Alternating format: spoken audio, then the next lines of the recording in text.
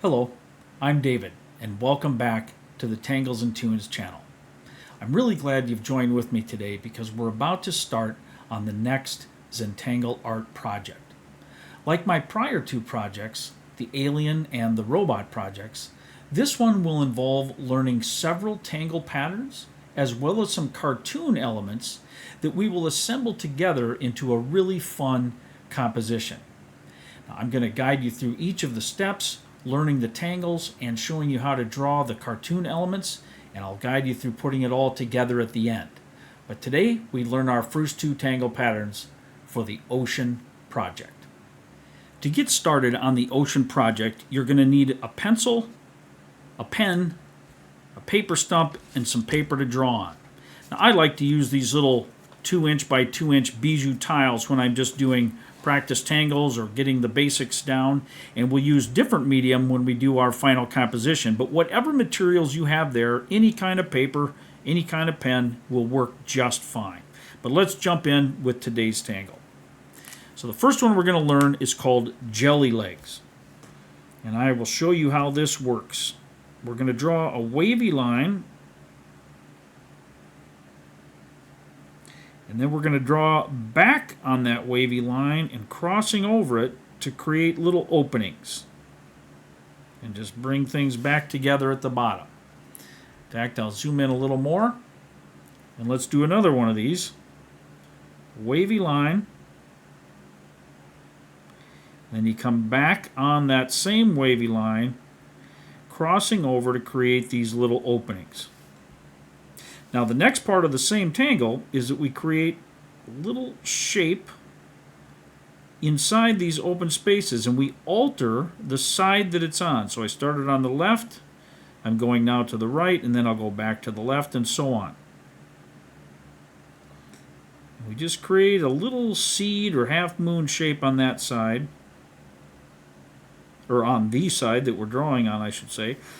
Now technically the step out also calls for us to have a little part of that shape sticking out here that almost creates like a white or a highlighted part of it. And that's completely fine. We can do it with or without that.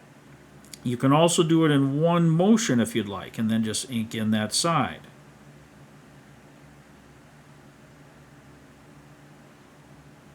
Just depends on how you prefer to draw that little piece there.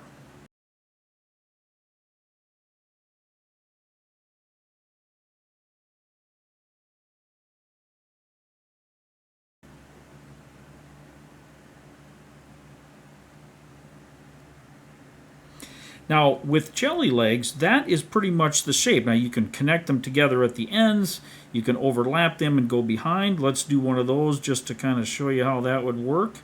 We just cross right over the one we made. We just make those loops as though that other one is not even there. That's simple. And with this being the ocean project, you probably can guess already that this tangle will make a great stand-in for some seaweed or kelp or something like that. So you can kind of see how we want to make use of that already.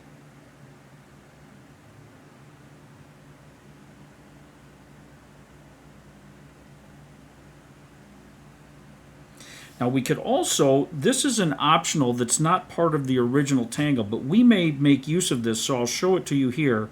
Wherever these lines have crossed, we may put little leaves onto there to just enhance the sense of it being seaweed or kelp. They don't have to face always the same way or be the exact same shape.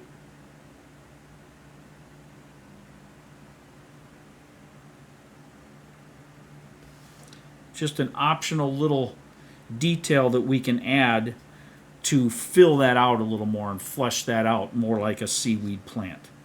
So that is jelly legs. So we'll set that aside and let's pull out the next tangle. Is called Quabog. Actually, you know what I should do? Let me write this on the back here so that you can remember and know what I'm talking about. And of course, the details will be in the description box for the video. But this one is called Quabog. And I'll show you how this one is drawn. It's very simple. We draw a line. You can add some wiggles to it, or you can keep it kind of smooth, and we put a little bulb on the top, and it comes down.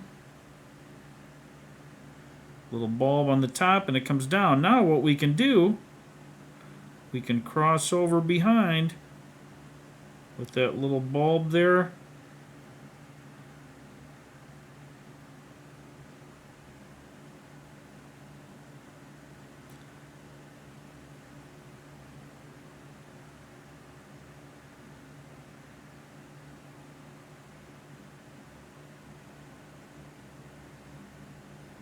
Come back up around here.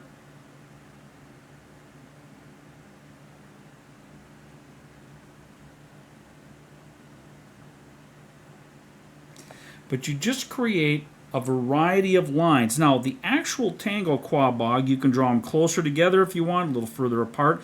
But the actual tangle also involves drawing the same shape from the top coming toward, or what would be the top in this case, coming toward the existing ones. So what that would look like is kind of like this.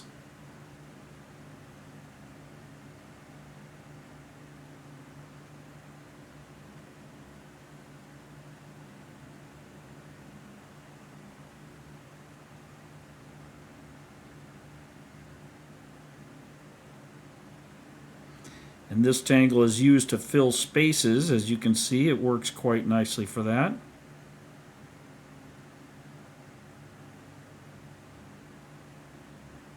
We can make them move and dance all over the place if we need to make it more interesting. But that's what the shape normally looks like when it's done, and they can be, like I said, closer together and more of them. But to illustrate here, that's what that shape involves. Now, in our purposes, or for our purposes here, we will likely just be using a single row, maybe layered behind one another, for another type of sea plant or ocean plant that will be on the seabed or the floor of the ocean. So this is a great tangle to practice. But what about shading these? Well, we're going to shade them probably somewhat uniquely in our actual composition for the ocean project, but normally you would shade them using standard Zentangle techniques here. Wherever there's something that goes over or under, we want to create a little bit of shadow, and maybe we're going to add some shadows here to the bottom just to enhance the sense of the roots, if you will. So I'll show you what that might look like with that done. Just gives it a little difference of value. And we can see some shadow, some texture, if you want to think of it that way. Just adding those little bits of graphite there that just might make it seem a little less flat. As I often say, we just don't want to have drawings that just look two-dimensional when we're working with things like that. So that's just one way to do it. I've also seen people, when it's in a tighter spot, simply shade on the edges or around the top and bottom of the shape. But for our purposes, I think something more like this would be more helpful. And we could even add little texture nodules here and there. If we draw them large enough, you can, of course, do more with them. There's no reason that it has to be itty-bitty unless your space dictates that, but we can just add some texturing by darker spots and so on. So that is how we might shade that. And as far as shading jelly legs, the easiest thing, the funnest way to do it, to give it more of a solid shape instead of just looking like a wireframe, would be to add a little bit of graphite to those initial spaces we created by crossing the lines over one another, and just add some graphite in there to add some value differences that will be more interesting to look at. And let's just see, we'll blend that out a little. It just makes them look more like leaves instead of just a couple lines drawn there. Gives them a little more body, if you will. And of course, we could also shade into the little leaves, the extras that we put onto there as well. That would be certainly fine to add some values to those. You could also use a pen and create little hatch marks. I always call them hash for some reason. I know it's a hatch mark, not a hash mark. We could do something like that if you've got a tiny little pen that allows you to. That just adds a little more visual variety to the details there. But that's just something that's not necessary. But that is the first two tangles that we have learned now for our new Zentangle OCEAN Project. Thank you so very much for tuning in today and for joining with me. And I'm looking forward to sharing more of this project with you in the days ahead. Thanks again. Take care now. Bye-bye.